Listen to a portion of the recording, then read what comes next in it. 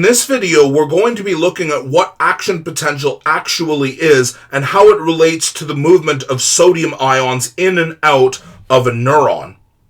Now, we start by a little reminder about what resting voltage potential is, where, again, if we put a number to our resting potential, we say that the capability of sodium ions of entering the dendrites of a neuron begins at -70 millivolts, meaning that sodium is incapable of entering this neuron. Now, this is firstly because sodium is an ion, meaning that it cannot diffuse through the nonpolar part of a cell membrane without the aid of a transport protein. But remember that these channel proteins are gated, and if this voltage is too low at rest, the sodium channels that are gated by voltage are closed, thereby prohibiting them from entering the neuron. And this is why our voltage begins at negative, because sodium ions are incapable of entering until this transport protein opens up. So what exactly causes this transport protein to open up?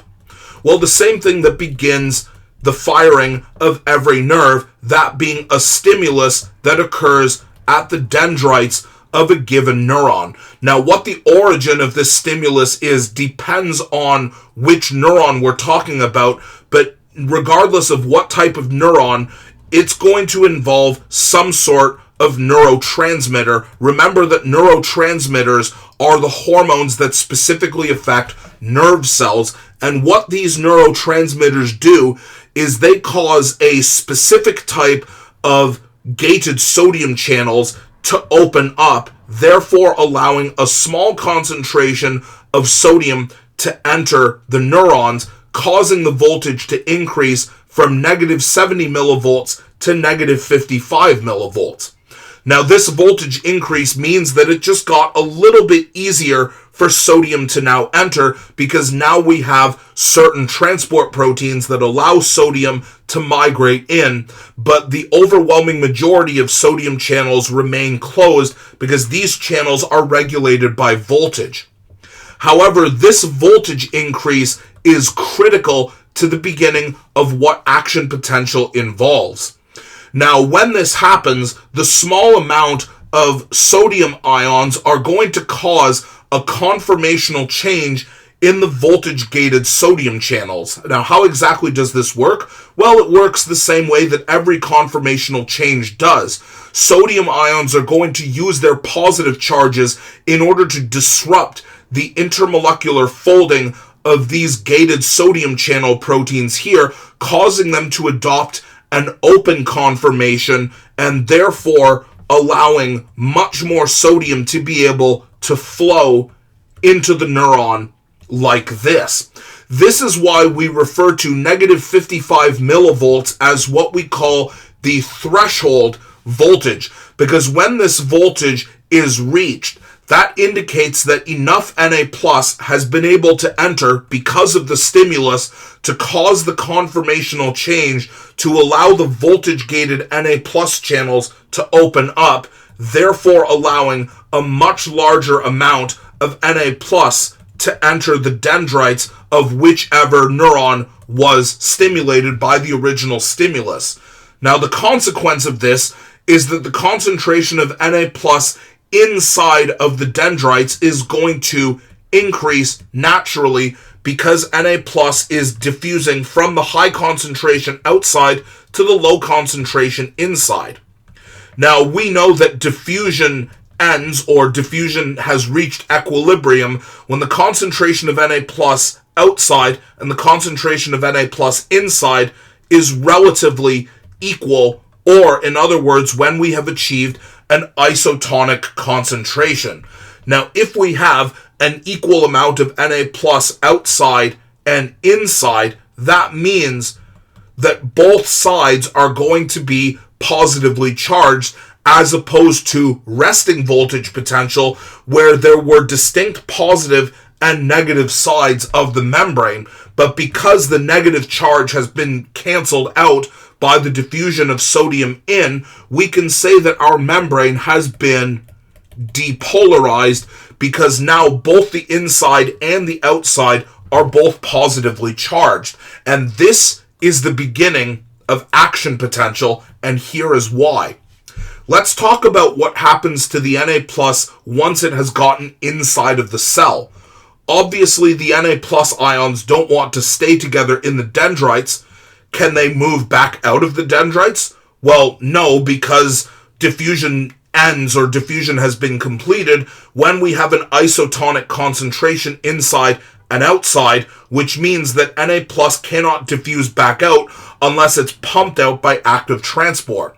It can't move backward for the same reason, because we already have Na plus within the dendrites, and the positive charge on each Na plus ion is going to push them away from each other towards an area that will have a larger amount of negative charge, which happens to be down here. So as a consequence of this, because Na plus can't diffuse back out or backward within the dendrites because of the way that diffusion works, the only way that Na plus can move is forward down to an area where a low concentration of Na plus and a higher amount of negative charge exists.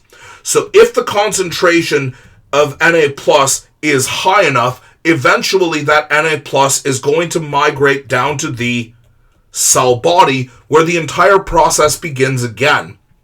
So if the cell body is at rest, it begins at our resting voltage of negative 70 millivolts, but when enough Na plus migrates to the cell body, it causes this voltage to increase to negative 55 millivolts. This is our threshold voltage, and at this point, the voltage-gated sodium channels on the cell body part of the cell membrane all open up, allowing a greater concentration of Na plus from outside of the cell body to migrate in via diffusion.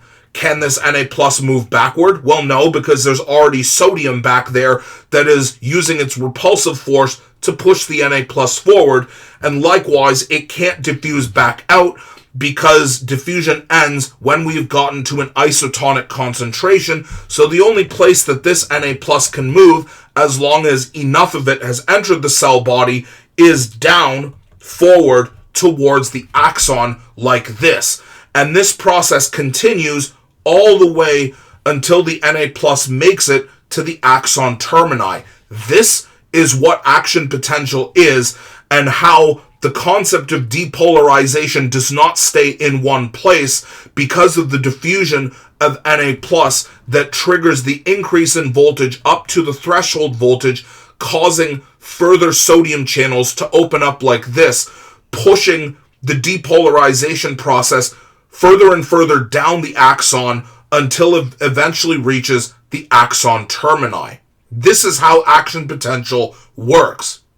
Now, before we end the video, there are two other components of action potential that we need to talk about. The first of which is the concept of action potential being what we call an all or nothing process. And in order to understand this idea, we need to talk about the stimulus.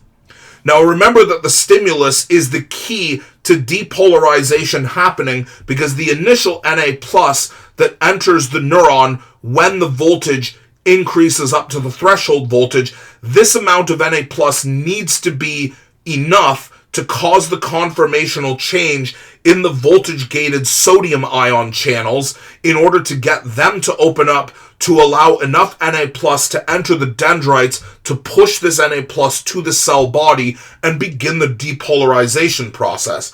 But what if this concentration is too low? What if this isn't enough?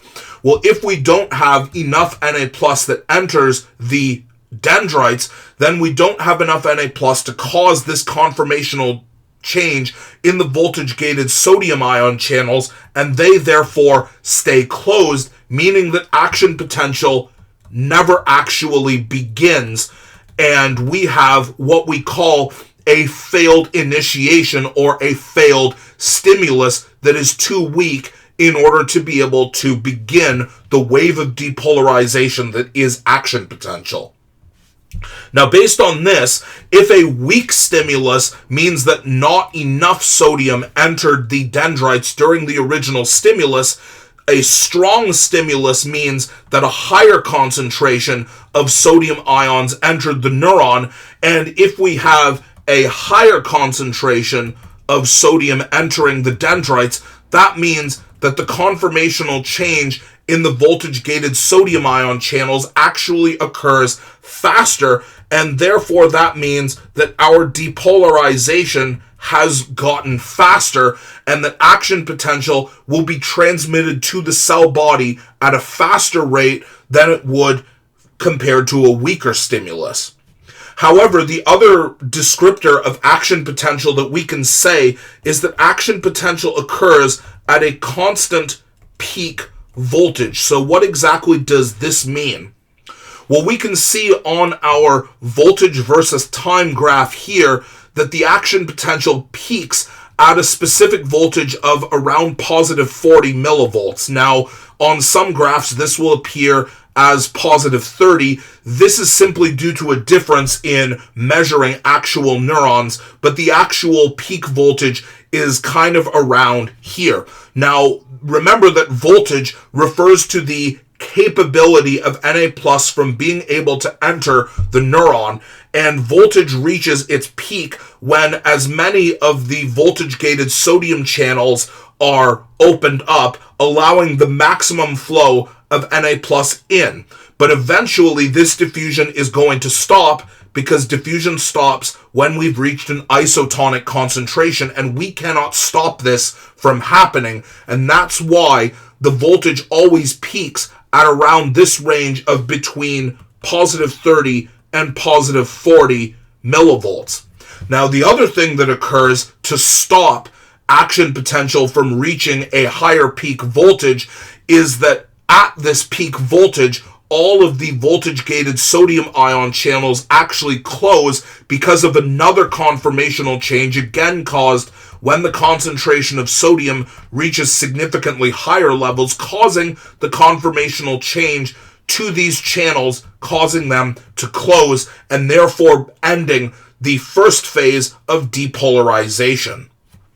In the next video, we're going to look at how a neuron actually resets itself so that it has the ability to be used after it has been fired once.